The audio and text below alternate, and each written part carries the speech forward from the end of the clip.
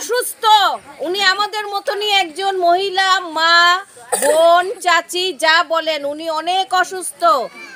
আসেন, আজকে আমরা সবাই যখন সবাই এখানে একত্র হয়েছি, আমরা সবাই মিলে ওনার সুস্বাস্থ্য কামনা করি, ওনার জন্য দোয়া করি যেন উনি আমাদের মাঝে আবার ফিরে আসতে পারেন হাসি খুশি।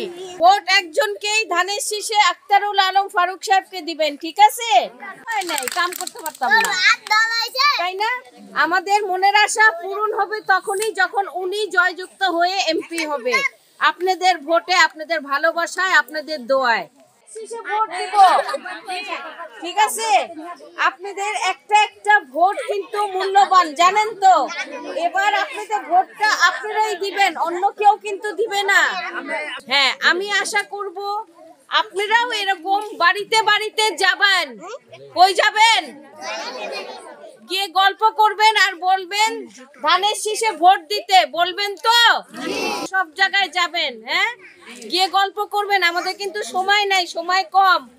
ভোটটা হবে ফেব্রুয়ারি মাসে, রাখবেন যেন ভোটটা মিস না হয়। ভোট কেন্দ্রে তো যাইতে হবে, ভোট দিতে হইলে, হয়তো না? হ্যাঁ, তো যে আগে ভোটটা ক্লিয়ার করে আসবেন, তারপরে বাকি কাজ করেন, ঠিক আছে?